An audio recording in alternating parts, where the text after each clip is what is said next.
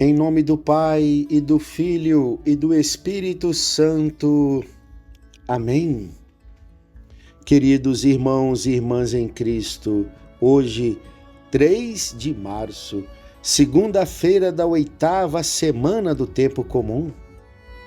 O evangelho que iremos escutar é tirado do capítulo 10 de São Marcos, versículos de 17 a 27. Naquele tempo, quando Jesus saiu a caminhar, veio alguém correndo, ajoelhou-se diante dele e perguntou: Bom mestre, que devo fazer para ganhar a vida eterna? Jesus disse: Por que me chamas de bom? Só Deus é bom e mais ninguém. Tu conheces os mandamentos? Não matarás, não cometerás adultério, não roubarás, não levantarás falso testemunho, não prejudicarás ninguém, honra o teu pai e tua mãe. Ele respondeu: Mestre, tudo isso tenho observado desde a minha juventude. Jesus olhou para ele com amor e disse: Só uma coisa te falta. Vai, vende tudo o que tens e dá aos pobres, e terás um tesouro no céu. Depois vem e segue-me. Mas quando ele ouviu isso, ficou abatido e foi embora cheio de tristeza, porque era muito rico. Palavra da salvação. Glória a vós, Senhor. Um jovem veio correndo, pôs-se de joelhos diante de Jesus e lhe fez esta pergunta: Mestre, o que eu devo fazer para ganhar a vida eterna? E diante da resposta de Jesus, que apontou para aquele jovem o caminho dos mandamentos, no primeiro momento, fez uma afirmação ousada, dizendo que cumpria todos os mandamentos desde a sua juventude. E era verdade. Por isso mesmo Jesus o olhou com amor. Vai nos lembrar São Marcos. Jesus deve ter pensado: um jovem assim, eu bem que queria entre os meus. Mas leu ainda mais fundo em seu coração e viu que ele estava apegado a seus bens. Por isso acrescentou uma outra proposta para ele: uma só coisa te falta. Vai, vende os teus bens, dê aos pobres o valor que você conseguir e depois vem e segue-me. Era uma proposta que Jesus fazia para aquele jovem, não uma ordem. Em vários momentos, em seus escritos, em seus ensinamentos, Jesus dava ordem para os discípulos, dava ordem para as pessoas que vinham até ele em busca de uma cura, em busca de um milagre, a fim de conseguirem tal graça. Porém, aqui não se trata de uma ordem. Jesus faz uma proposta para aquele jovem, era a de despojar-se de seus bens, vender tudo, distribuir o valor aos pobres e depois segui-lo. Mas uma nuvem cobriu o rosto do rapaz, que se retirou cheio de tristeza. Por que ficou triste? Pela perspectiva de abrir mão de sua herança? Também. Porém, teve uma outra coisa que deixou aquele jovem triste. Ele percebeu, diante da recusa que fez para a proposta de Jesus, que ele não era tão bom assim. Cumpria os mandamentos, mas o seu coração não era tão livre para Deus. Isto aqui deve ter causado tanta tristeza no coração daquele jovem, não apenas o fato de não querer abrir mão de sua herança. Foi embora sim, Porém, pela primeira vez, ele percebeu que o seu coração não era tão agradável a Deus. Foi embora triste, porque quando nós recusamos os planos de Deus em nossa vida, sempre o que vai nos restar é a tristeza. Sou capaz até mesmo de renunciar àquilo que me parece tão caro em vista de abraçar os planos de Deus? Por que tem muitos corações tomados pela tristeza, hein? Porque tem muitas pessoas que não querem abrir mão de seus planos pessoais para abraçar os planos divinos.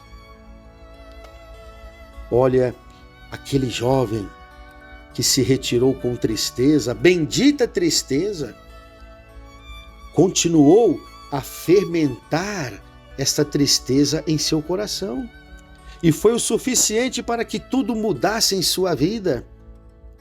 Cada vez que via seus rebanhos e contemplava os campos arados de suas fazendas, ele pensava: foi isto que me impediu de seguir aquele mestre admirável? E seus olhos nunca mais brilharam diante de suas posses, até que um dia ele decidiu romper com tudo. Vamos imaginar isso. Vamos imaginar um final feliz na vida deste jovem. Até que um dia ele decidiu romper com tudo e fez o que Jesus havia sugerido. Livre, então, o coração a saltar dentro do peito, possuidor do maior de todos os tesouros, a liberdade interior, para seguir a Deus, saiu pela estrada e foi em busca de Jesus. Dessa vez disposto a fazer de Jesus o seu maior tesouro. É claro que o Evangelho não conta este desfecho, mas não esqueçamos que muitos fizeram isso ao longo da história. Santo Antão, que havia recebido uma grande herança dos seus pais, ele que tinha apenas uma irmãzinha de 12 anos de idade, quando entrou numa igreja e ouviu este mesmo evangelho, foi capaz de guardar apenas uma quantia da sua herança para que a sua irmã não ficasse desamparada, e entregou tudo mais aos pobres e se retirou para uma vida de deserto, de silêncio e de oração. Inácio de Loyola também ouviu aquele versículo terrível que Jesus disse por causa do evangelho de hoje: de que aproveita o homem ganhar o mundo inteiro se vem a perder a sua alma? Charles de Foucault trocou igualmente riqueza e nobreza por um deserto povoado de Deus, onde ele encontrou o sumo bem da sua vida através do recolhimento, do silêncio e da solidão. Albert Schweitzer, o mais famoso intérprete de Bach de seu tempo, deixou os salões de concerto da Europa para fazer medicina entre os negros do Congo. E como não lembrar de um São Francisco de Assis, hein? Depois que encontrou Cristo nos leprosos, foi capaz de se despir numa praça pública e entregar a sua vida inteiramente a Cristo. Aposto que aquele jovem foi tão esperto quanto estes personagens que eu acabei de citar. Trocou as suas quinquilharias pelo tesouro maior, o reino de Deus, seguir o Cristo. São João da Cruz tem uma frase que diz assim: o homem pode se deixar escravizar ou por uma corrente de aço ou por um pequeno fio de nylon. Sim, o ser humano pode se deixar escravizar por qualquer coisa neste mundo quando não coloca a sua vida em Deus.